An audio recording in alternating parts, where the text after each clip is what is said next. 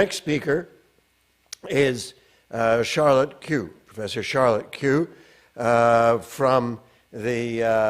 Is Professor of Law and Associate Dean at the Texas A&M School of Law.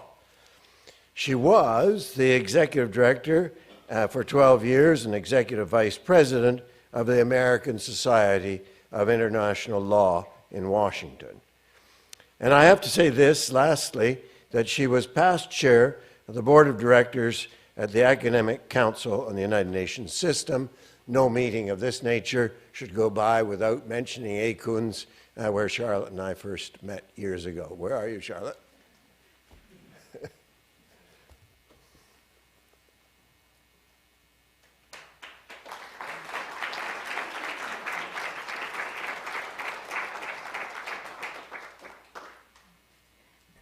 Well, thank you so much, John, and what a nice treat to be able to see you again and sort of work together on a program of great importance. So good morning, everyone, and thank you to Joseph Schwartzberg, Nancy Dunleavy, and others of the Workable World Trust for the opportunity to participate in this conference on creating a workable world. I'm honored by the invitation to participate because of the importance of the work all of you are doing, the importance of the topic. But you also may not realize that my personal connection to some of the origins of the Workable World Trust go back beyond my own scholarly work on the subject of global governance. My first job was with Alan Cranston, U.S. Senator from California. When I first met Alan, I did not realize his connection to the World Federalist Movement, but noted that he had a United Nations flag in his Capitol Hill office, something I did not expect to see in a U.S. Senator's office. Even more surprisingly were his questions to me during the interview about the League of Nations, since he knew I was a student of international law and international organizations. He gave me a copy of his book, The Killing of the Peace, that recounted the political failure in the U.S. to join the League of Nations.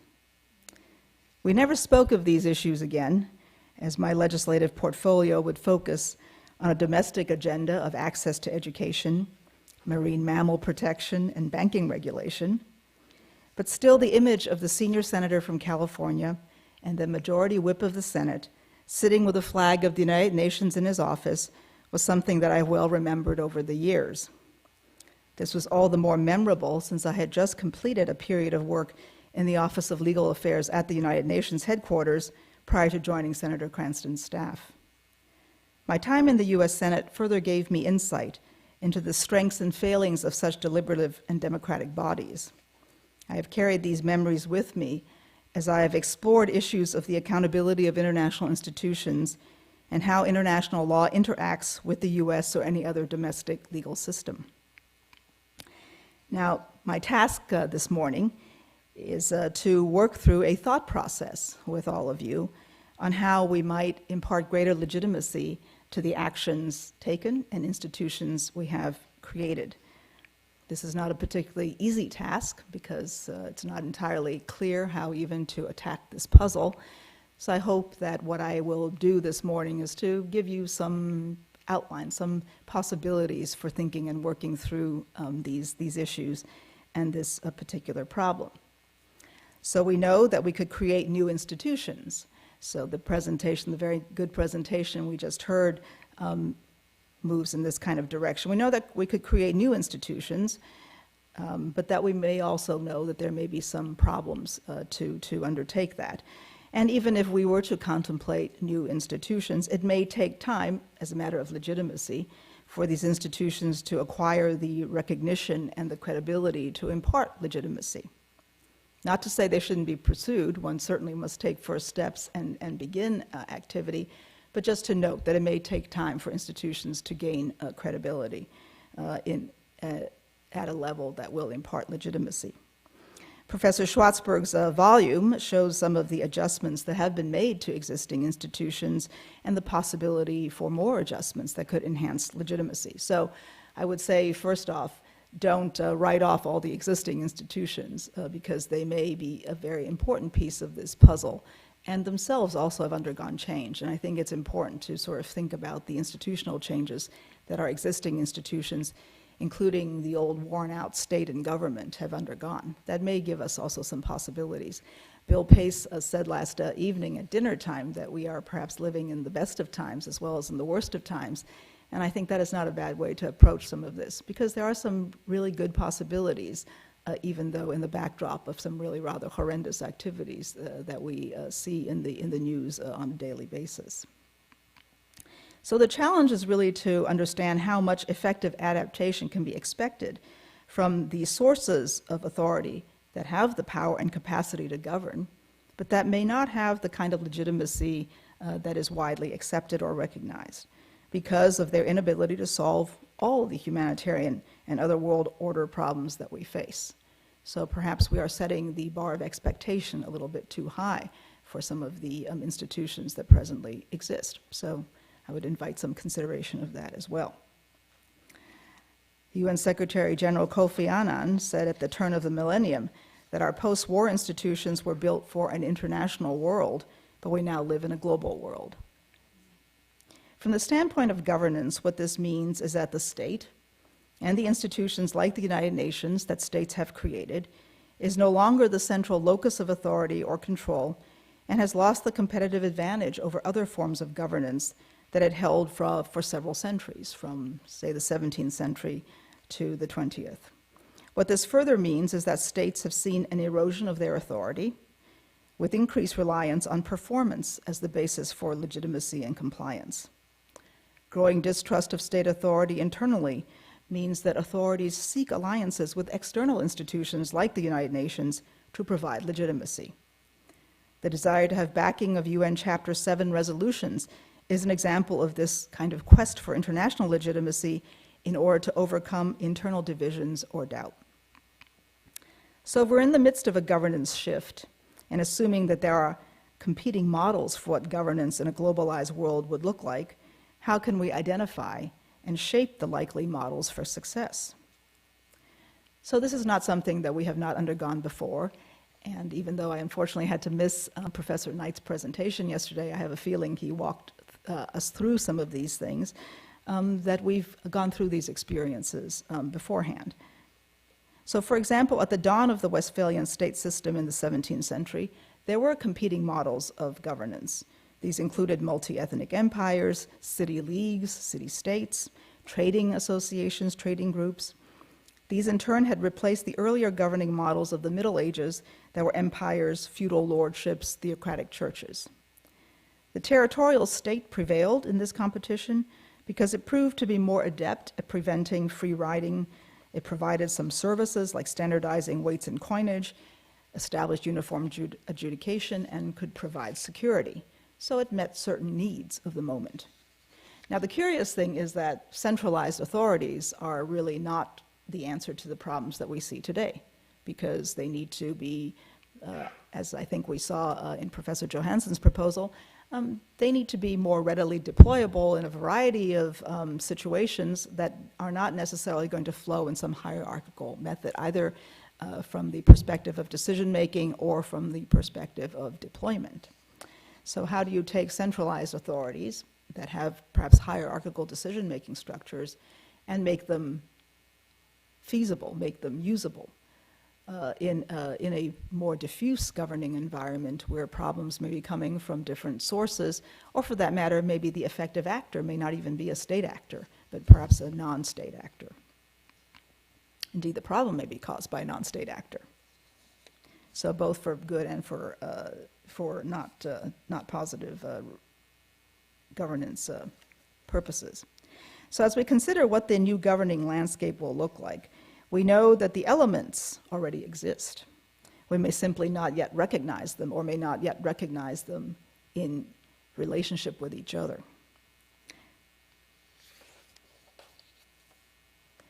But we also know that once a formula, once an arrangement is recognized and seems to be delivering on what we would like, that it can replicate itself.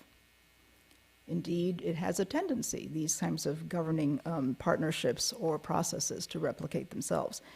Perhaps the clearest example of such replication is membership in the United Nations. So again, thinking back to the state, aspiring states seek membership as a vital step in their acceptance into the international community.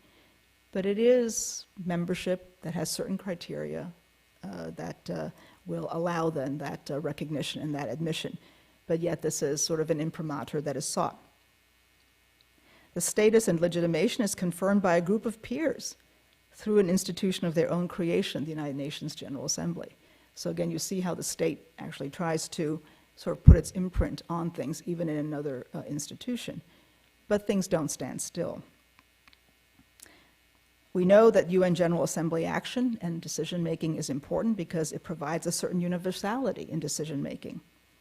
But we also know that that universality may come at a price.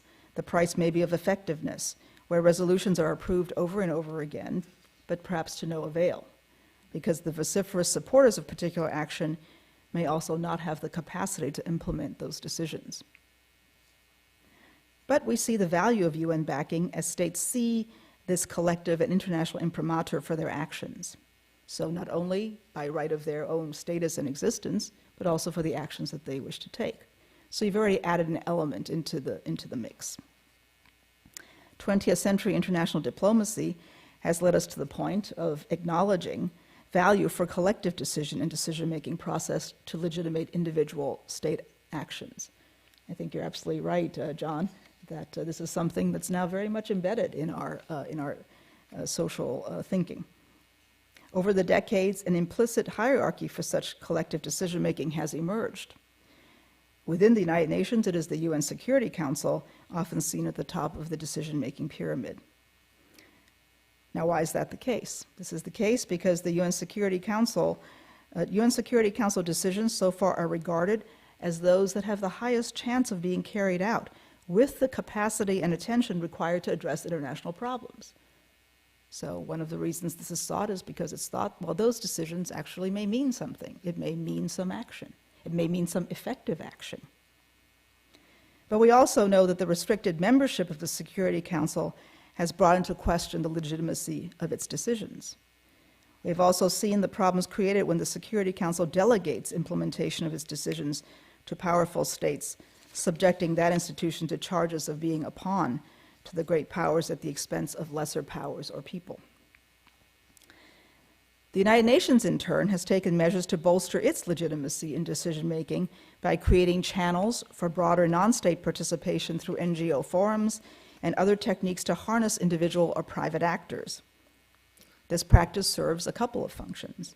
One, to involve private actors can increase the capacity of an international organization to carry out particular tasks that public authorities or of member states may not be able to provide. So this would include technical information and expertise that may be more readily mobilized through networks, even if it may be a network of public officials of the type that Anne-Marie Slaughter recognized, of regulators and others who may be working in the same or related areas but across borders. Secondly, working with private actors may provide access to vulnerable or affected populations in ways that are not possible for public authorities to reach, either because of formal legal or technical barriers. The problem this creates, however, so this is good and we can celebrate adaptation, but it does also create a problem, and it creates a problem where there may be a lack of accountability or lack of responsibility for the actions taken. Efforts within the UN now to create legal relationships, defining both the scope of responsibility and liability when private actors perform services as part of international operations, are responses to problems that we have seen. So again, problems are raised, but then problems are addressed. So again, I would say there could be some possibilities for adjustment or adaptation that might get us headed into the direction that we wish, where there is response, there is effective decision-making, effective performance, and also then effective accountability and responsibility. Now, there is also some danger in partnerships. The International Labor Organization's tripartite governance scheme, for example, this is a historic entity representing government, labor, and employer, was an early effort to bring together all essential parties for deliberation, decision-making, and implementation of labor standards. But the difficulty that we saw with that structure is that it became so complex that agreements are frequently used more as frameworks or model laws for voluntary national adoption rather than the universal international standard that had been the goal. Not necessarily a problem, but it's just sort of something to observe. So in terms of really what is your purpose and what are you trying to achieve? Now, despite the pitfalls of each of the governing arrangements or partnerships that I've very briefly described, there are some general characteristics, I think, that we begin to see in this governing landscape.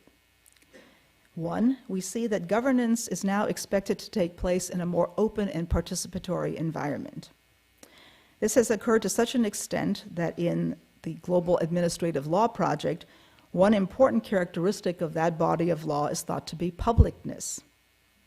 Reporting and monitoring of actions is routine to check compliance and performance.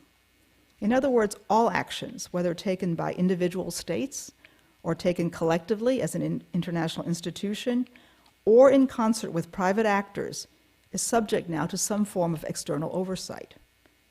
The oversight may be formal or it may be informal, but it is subject to certainly some review and commentary. Civil society will work through networks and social media to ensure that these reporting and oversight functions are in fact duly discharged. What to do with that information is perhaps the missing piece of the equation, but information is available on conduct, questions asked. The problem is to provide answers through the right sources to understand really what the governance implications are. But we have an open and participatory environment. Again, I think we pretty much accept that this is how business works today.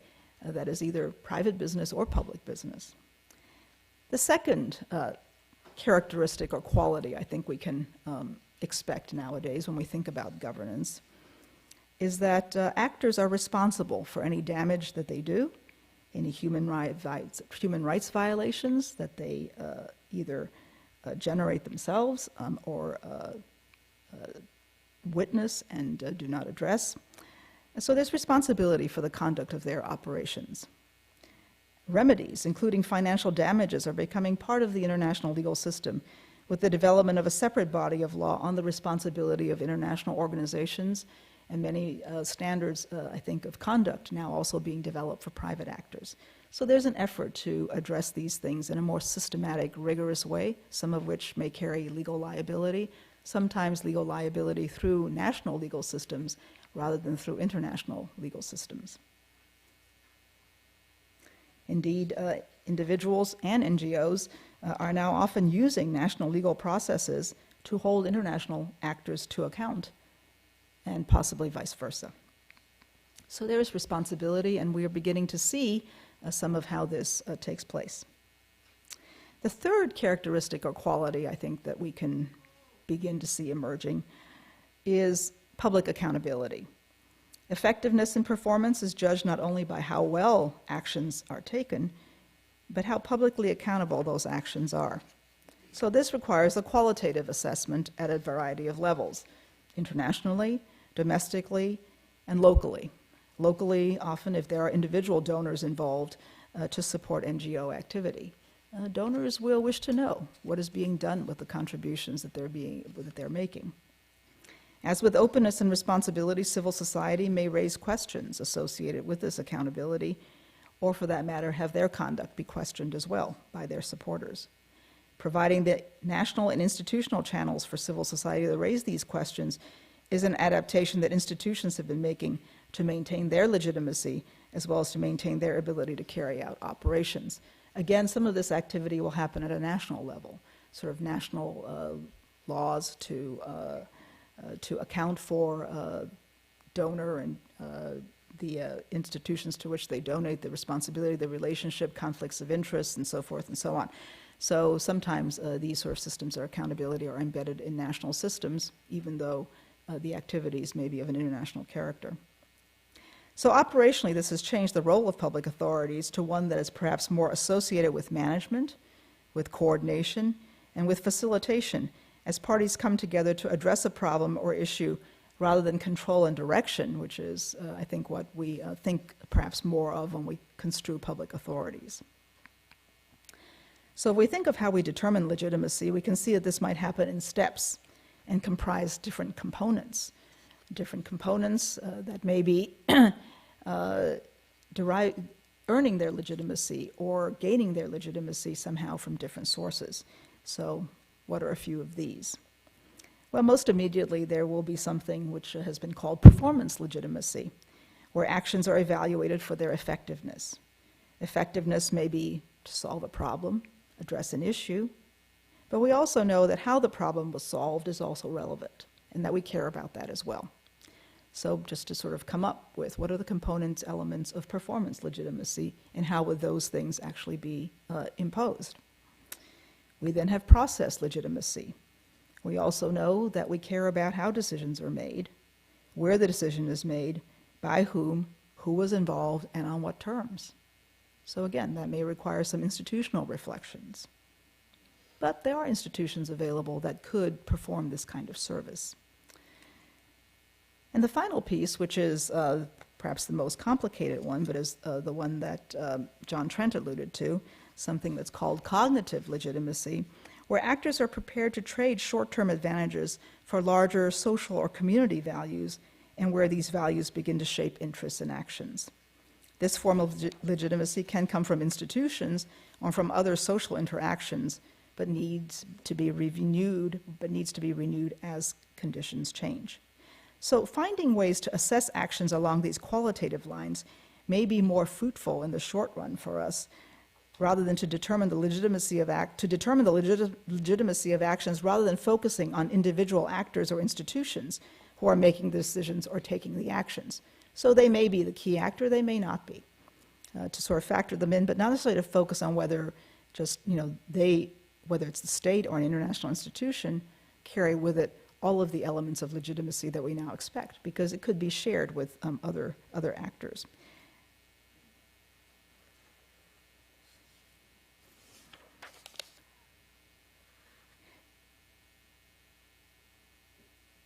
So we know that we consider openness, participation, responsibility, and accountability as important qualities.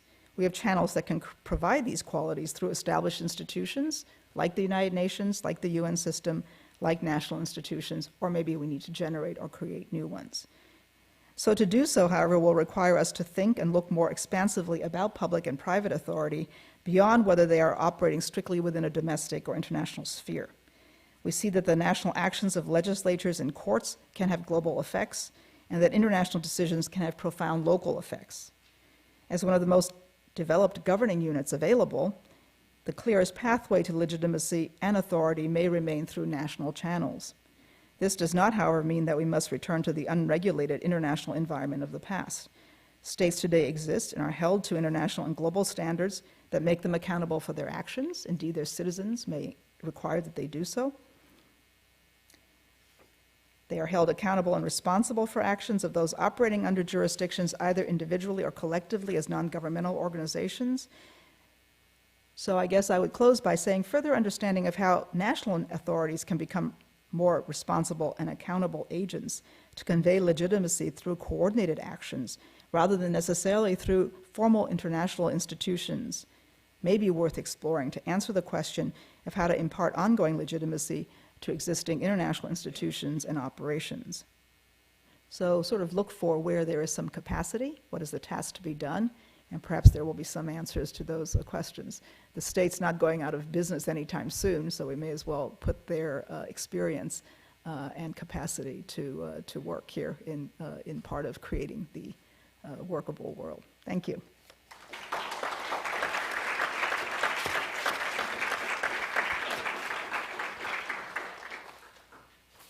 So, questions?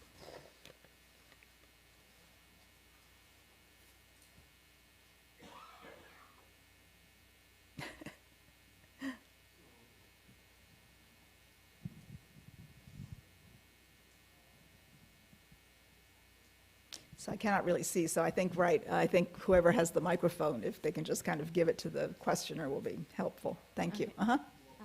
There is a question of what is legitimacy and how do we determine legitimacy, and how we measure accountability. One of the problems that I think arises, though, is, I guess, and my question embedded in this, but how do we measure accountability without kind of falling into these sort of cultures of measurement where we're playing a numbers game that may very easily be fudged or manipulated in a way? If we're playing the numbers game, you know, we see these reports that are released, especially with the completion of the MDGs, and we see states that produce these reports. Recently, I attended a different conference where a woman was talking about gender equality and India released its own report on its success with the MDGs, but at the same time recognized that its statistics were actually less than available to, you know, discuss these goals and their success. So how do we measure accountability when accountability is so quantitatively based at this point, and address that sort of problem? Okay. Any other questions? I think I'll take the pathway from example. I'd like to make a comment rather than Right. asking a question. And the comment is to thank you very much for reminding us of the gradual progress that is being made despite all of the other disasters that we see occurring. There is gradual progress being made, and we thank you for calling it to our attention. Thank you. Is this on? Yeah. There seems to be a not so subtle trend of national and international governance losing its ability to serve its people. And what I'm referring to is the power of the WTO, Chapter 13, where they have their own set of judges making decisions that supersede government. And I'm wondering how you would perceive this as related to your talk today on more cooperation and so on. Okay, so let me start with a couple of these things. So how to ensure accountability and legitimacy? You're right. It is the numbers game can be tricky. You know, who provides the numbers? What do the numbers mean, and so forth.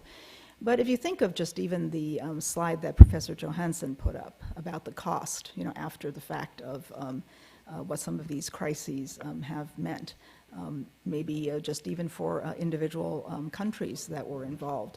I think this begins to raise questions. So there's a communication element here. Is this how we really think it's, you know, is this how we want to spend our money? Ultimately, as taxpayers, such questions will be asked. That's one side of it. The other side of it is we're going to run out of capacity even on the financial front. I mean, part of the reluctance for states to get involved in things often is, you know, the cost. Can we really sustain it? I mean, we think about the conversations going on in Europe right now with regard to handle their migrant population. A lot of it is attached to just, you know, can we really meet the commitment of handling this intake of population as a financial matter, and then doing it in a way that you know, accords with certain values and standards. So it's true that we may be sort of groping our way to understanding what the right unit of measurement should be, but the questions are certainly going to be asked because resources are not infinite. They are not without limit. And so in some form or another through political process, questions are going to be asked because someone is going to have to pay the bills, and when the bill payer is no longer willing to foot those costs, there will have to be some conversation. Now, it's not the most elegant way of then saying, you know, so what is the right level? You know, what is the right amount that we should commit to? But this is unfortunately, I think, what the human condition gives us. There needs to be some form of trial and error.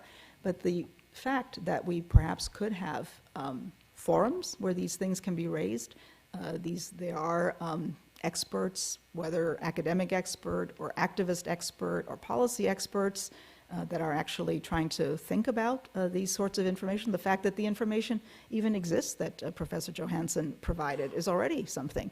Well, it just needs to be sort of out there, circulating in a way that you know, you can sort of grip the public imagination in a way to provide political pressure for some attention, and then maybe ultimately some standard setting. So it does take time, but I think that it is a question is the first step. Second step, gather information that's available and see what this yields. But the questions certainly are going to be asked, are being asked already, in terms of just can't we do better, because a lot of money, for one thing, is going down the drain. A lot of lives are being lost. So there are some things that even without very fancy empirical kind of work, one can consider. So it helps to shape the question a little bit more. That might then lead to some measure. On national and international governance, there is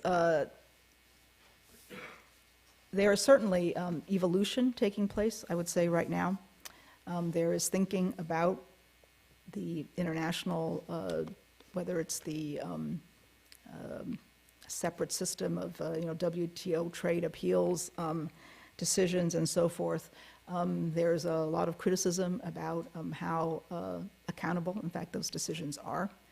There are, of course, alternative trading systems that are being set up, so that's partially a response to all of this, saying, well, the WTO is great for a particular group of countries, but for others, maybe not so much, and so we'll create other fora. So I think there are, again, sort of performance, there are actions that are taken that ultimately might cause the WTO to actually think about the accountability of its actions. Because you also, and the International Court of Justice and other international courts face this, courts domestically face this, to maintain your own legitimacy and credibility. Not that you necessarily are engaged in a kind of a popularity contest, but you do need to reflect on the social conditions that you're trying to address, and how to factor that in and maintain sort of your mission and your piece of the governance puzzle. I think it's certainly something the WTO is thinking very actively about. So again, political process sometimes may be part of the answer here. So asking questions in a way that actually gets to the ear of those who are in these decision-making positions, who have perhaps the greatest to lose if these institutions are not really effective or very comprehensive governing systems. This may be one way to actually sort of create the environment necessary for greater accountability, greater transparency, greater participation, and so forth. So again, not so easy to accomplish, but I think creating the process, creating the pathway, creating the opportunity for the voices to be there is a very important first step.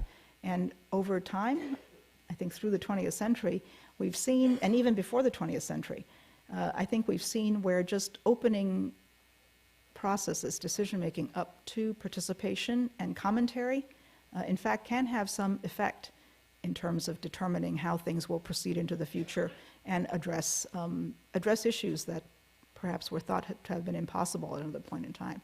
So I would say to seek those openings, to be informed about commentary, to know how to engage in those discussions. I think this would be important first steps to take to address a number of the sorts of issues that you were raising with regard to WTO process.